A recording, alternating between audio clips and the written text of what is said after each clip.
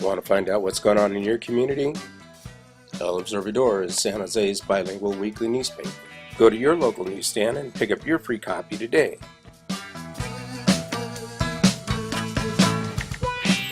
Looking for the training and skills you need to get a new career? Call Center for Training and Careers today. That's CTC at 408-213-0961 and start building your new career today. Good evening. I'm Siwa Pili Rose Amador LeBeau, and this is Native Voice TV.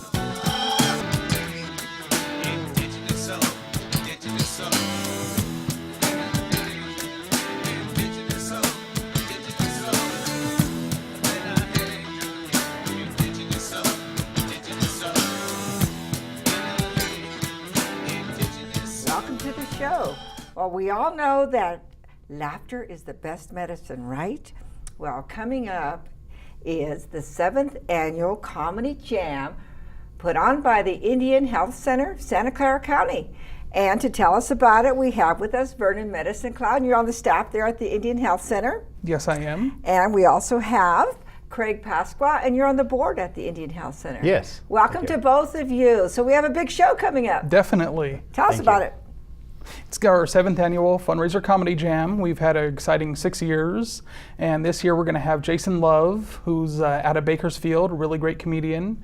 Dean Hagelin's back by popular demand. He's always very funny. And we have a local, Jeff Applebaum. Always great to have Jeff back. And I've been to them, and they're really funny. They are. I mean, they're just really good entertainment. Now, it's to benefit the health center or a particular program, or? Yes, actually, it's to, this year we designated the funds that we've raised to go to our youth program.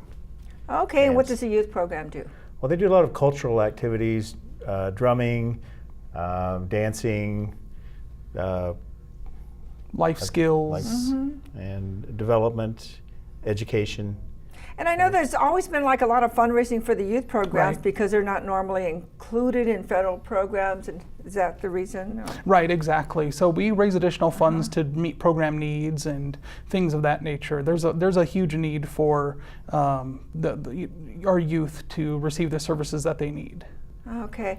And the comedy show, 7th annual, wow. Yep. How time flies. It does, it does. But it seems like you have a bigger crowd every year. We do. It's just, it's a lot of fun. Now, it's going to be where this year? At the Campbell Community Center, the Heritage Theater. We're going to have a reception before the show. Okay. And it's, it's open to anybody, of course, but a reception before the show and then the Comedy Jam to follow. So really good lineup, and it's a really nice venue. Oh, great. And that's located where in Campbell? It's Campbell. It's off Winchester, and it's off Campbell Avenue. Okay. And it's the one they kind of redid or something, yes. the theater? Yes. Oh, that'll be nice. It is. Yep. The orchestra level can seat 600, balcony 800. Wow. Really nice acoustics and setup, and it's very nice, very professional. Oh, that's exciting. It and when is it again? Saturday, October 19th. And starts at? The reception will start at 5 and the show will start at 7. Now, can people get tickets online? Should they get them at the health center, or how do they go about that? They can do a few things. They could either come to the health center in person, or they can call us. We can mail them tickets, but they can also buy the tickets at the Campbell Community Center Heritage box office. Oh, okay. Well, that's really wonderful. I can't really Definitely. wait. I can't wait. And if you go to the Indian Health Center's website, we'll have a link there to the Campbell Community Center. Right. Now, for our audience that isn't familiar with the Indian Health Center, tell us a little bit about it. Well, sure. The Indian Health Center has been around since 1976. It serves everyone. It is a federally qualified healthcare center as well as a urban Indian center.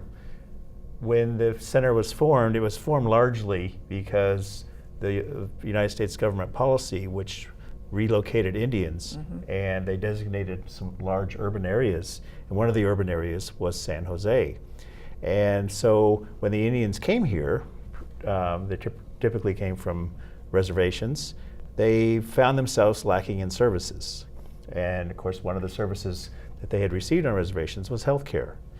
And so the early leaders of the agency got together and formed an Indian clinic. And It was primarily for the relocated Indians. Through the years, though, we've become a federally qualified healthcare center. We've opened our doors to everyone, and everyone is welcome now. Now, the main office is on Meridian, but you've kind of spread out now, right? You're on Santa Clara Street, you're on Evergreen. Tell us about your new locations. So we have a few locations. We are headquartered at 1333 Meridian Avenue. We have our finance and business office at 1211 Meridian Avenue. We also have our WIC right around the corner on Westwood Avenue. We also have our Silver Creek site, which is on 101 and Capitol Expressway on the east side. Very convenient for our... That's relatively new, isn't it? It is, yes. Just within the last year, we've opened that site up. It's been a big success. And then we also took over O'Connor Hospital's Family Medicine Clinic. So that's new for us as well in the last year. Oh, I wasn't even aware of that. Yeah, one. definitely. Yes. Oh, So we're growing. We're growing. Yes, you certainly Healthcare, are. with the Right. healthcare reform coming through January of next year, we're probably going to have to open up a few more sites because demand for healthcare services will rise. That's true. So that's it's true. exciting for us. And on 13th Street, you have a lot of activities, I understand, right? We do at our Community wellness center. activities? Yes, we do. At our wellness center, we have our counseling department there as well as our community wellness and outreach. We have various events that we do there. Our elders luncheon is hosted there the first Friday of the month.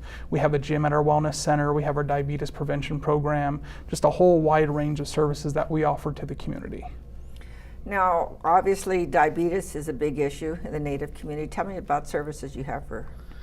Well, we have community. our award-winning diabetes prevention program, which has been recently in the news. It received an award from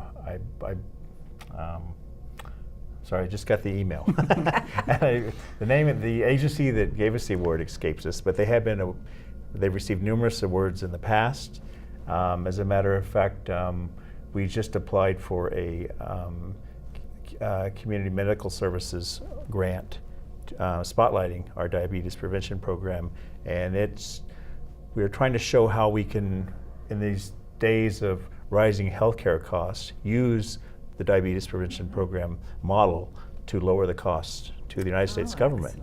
Yes. So we applied for an innovation grant for the CMS department, which is with the U.S. government, to hopefully spur some interest and show how using our model, they can lower the price of giving care. Well, good luck on that, and congratulations on Definitely. your award. I know a lot of people have been into the walking and the fitness and Right. the health Oh, yeah. to address the diabetes issue. Yeah. And okay, so what services do you do for youth? You said that the funds from the Comedy Jam are going to go towards youth programs. So what do you have for youth? Well, they can go to a youth GONA somewhere that they have in California. Which so the youth GONA is a gathering of Native Americans, and they go. talk about life skills, and there's public speakers and elders telling stories and things of that nature. They basically use the funds to go to places where Field there's trips kind field of trips things, type of stuff, exactly, or to bring a guest speaker in, or to do something. It could be science related, math related, things like that of that nature. It's a really good program. They got programming going on every Thursday night. We also offer transportation to pick up youth, so that's always a good thing. From our van driver picks them up and drops them off after the session is over. It goes from about 6 to 8 o'clock every Thursday, and they do dancing, drumming, singing, all that good So if stuff. there's some Native students watching the show and they haven't participated in the past, they can Yes. go on the website or give a call? Or Definitely, yes. They can Find go on our out about website, the IndianHealthCenter.org. They can give us a call our youth prevention department, and they can get connected with us that way. We also have a family resource center with First Five. That's also a great resource for families. And what does that do? That, excuse me, that is for children 0 to 5, and they get, it's like a learning program where the first 5 years of a child's life is where they pick up habits and values and morals and that type of learning from the parents and things. So we have that, and it's really been a great, huge resource. And then we have other resources to the family too, if they're in need of housing, jobs, that type of thing. We're there for that. Well, that's wonderful. Definitely. I know you refer them to CTC, right? Of course, and training.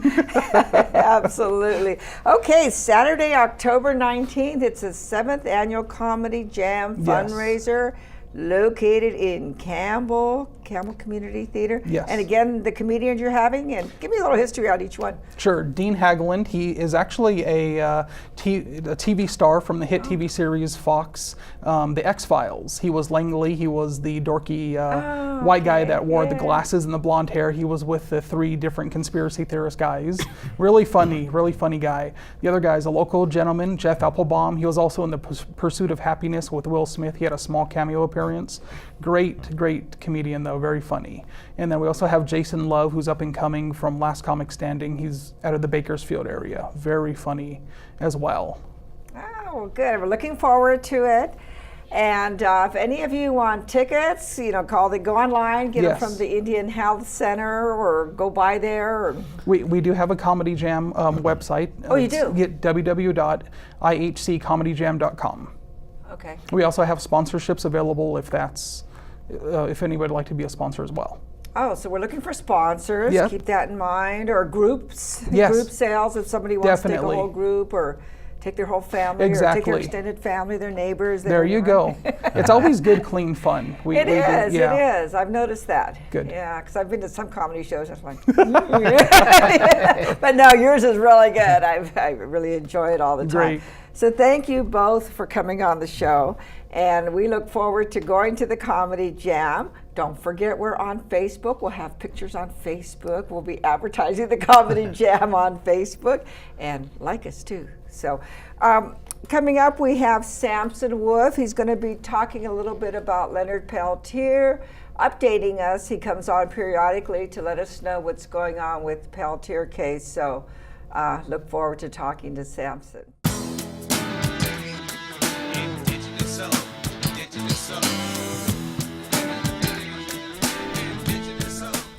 We have with us Sampson Wolfe.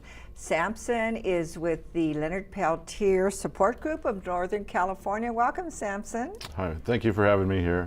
It's been a while, and I'd like to know what's going on with Leonard Peltier with his case, but if you could start off with giving our audience a little background about Leonard. Yeah, Leonard Peltier is a member of the American Indian movement, and back in the like in the 60s and the early 70s, there was a lot of civil rights movements going on, and there's a lot of treaty violations with the Native Americans, and specifically in South Dakota, there was a lot of murders that were going on. And they had asked some of the American Indian movement members to come out and help defend some of the traditional elders that were getting killed. And Leonard's one of those people that answered that call to go out to help out. And during that time, there was a lot of FBI in there. There's a lot of murders going on, and nobody was helping them resolve these murders. And so they went out there, set up camp. At that time, you can protest with your guns, rifles. A lot of natives were ex-Vietnam vets who went out to help out. And so they had set up a camp at the Jumping Bull Ranch, and this there was a shootout there. There's a couple unmarked cars came onto the private property, the Jumping Bull Ranch on Pine Ridge, and these guys got out, and there was a shootout exchange between the members of the American Indian movement and these 2 FBI agents. And at the time, they didn't know they were FBI agents, and and they got killed. But they didn't know that they were FBI, and at the time there was a lot of racism towards Native Americans. So there was a lot of racial tension and hatred. So anyway, they didn't know who these guys were. They thought there could have been another couple of racist white guys that wanted to come and kill some Indians. And they did. They killed a lot of them. they killed Joe Kills Dunce, and to this day nobody's ever paid for that murder, that the FBI, they killed him, and the FBI didn't have to pay for his murder. And yet when this was shootout ended, they were basically looking for 3 guys, Bob Robidoux, Dino Butler, and Leonard Peltier, who they considered leaders of the American Indian movement. And so they caught Dino and Bob, and they went to trial, and they were acquitted on the grounds of self-defense. So to this day, if Leonard would have been caught with went to trial with them, he'd be a free man today. Because the jury acquitted him on the grounds of self-defense. Said, "Why are you FBI's there? Why didn't you announce who you were? These, if you come in shooting at somebody's property, you have a right to defend yourself." So they were acquitted. So if Leonard could have been with them, he'd be a free man today. But he's still been in prison, for these 36, 7 wrong years. place at the wrong time, right? Yeah. But he fled. He didn't feel he would get a fair trial, so he fled to Canada. And when the FBI lost the case against Bob and Dino, it just infuriated them, and so they decided they were going to put all their efforts they can and put the full weight of the law against Leonard Peltier. And so by doing that, they lied to the Canadian government to illegally extradite him back here. They forced some witnesses to lie and falsify affidavits by threatening them with their lives. And there's a really good movie right now that you can watch if you go to the whoisleonardpeltier.info website, and it's called Incident at Oglala, and it was produced by Robert Redford. And you can watch it for free now if you go to the website, and it'll go into a lot more detail than the time that we have here. It's a 90-minute movie. It's well produced, and you can see what was going on. You can get more of a feel of the type of racial tension that was going on the reservation, and this climate of violence that was happening. And that's the reason why Leonard was out there, to help these people. And so when Leonard got extradited illegally back to the United States, they had a jury. It should be, when you go to court, a jury of your peers. And Leonard didn't have a jury of his peers. He had a jury of basically it was all white people that in an area where there was racial hatred towards Native Americans. So how was he going to get a fair trial? Especially when the evidence that could have allowed his freedom, this judge wouldn't allow this evidence into his trial.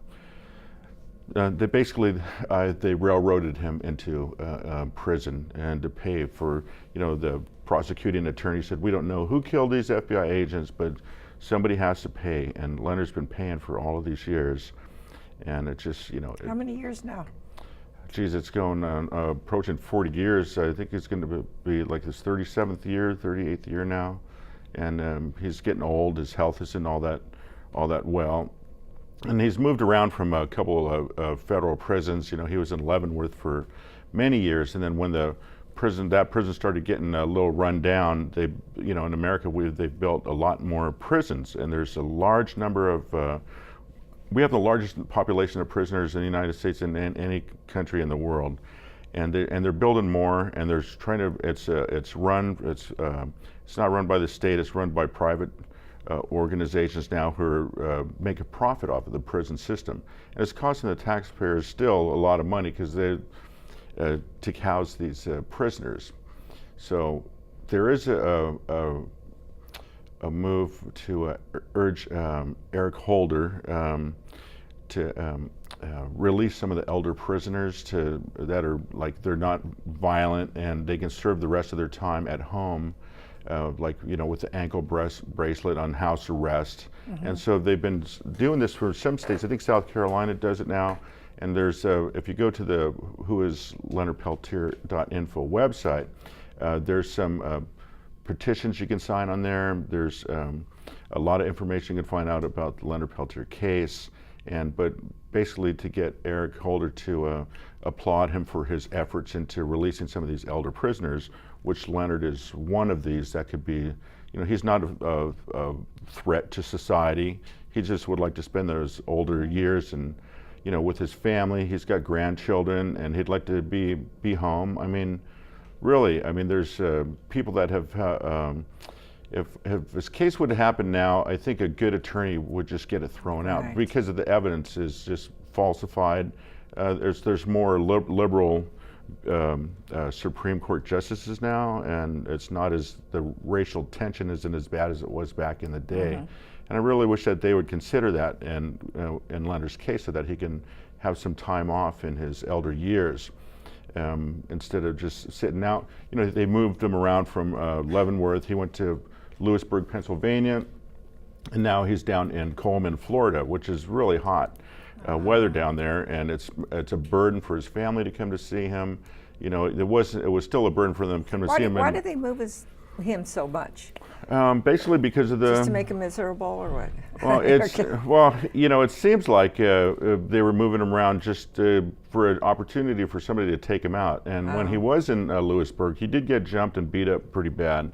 And somebody trying to make a name for themselves, and some younger inmates that beat him up. And so they put him back into you know, some protective custody, and then they put him down and sent him to Coleman, Florida, and put him in the hole there for a long time, for like a month. You know, he has diabetes, so he's had some health issues, and he's not getting a proper medicine down there, and it's hot, and he got like one of his somebody disconnected a wire in the light, you know, from a light, and I guess when they searched his jail cell, one of the guards got shocked, so they tried to say that it was Leonard Peltier assaulted them, and you know, it was just, you know, the guys, you shouldn't be touching loose wires. You know, most people have common sense. As a little kid, don't touch those wires. But anyway, they kind of held that against Leonard, and so now he's just wants to go home. And he said recently that he don't believe President Obama is gonna help him. So there's got to be another avenue that we can help this warrior for the people who stood up for indigenous rights, who's just standing up for, you know, injustice against Native Americans and stealing land and violating treaties. And he's done so much good for the people, even being in prison. One of my niece's father, I guess when he was in Kansas, was a guard, and he said he was one of the nicest people to know, Leonard Peltier. And I know he's done all these toy drives and everything else. He's done a lot of good things, even though he's in prison. And I mean, to be he's that been old. nominated for the Nobel Peace Prize. He's been a candidate for the presidency, and actually got a lot of votes from people. And he's he fosters parents for some children in South America, and he's written several books.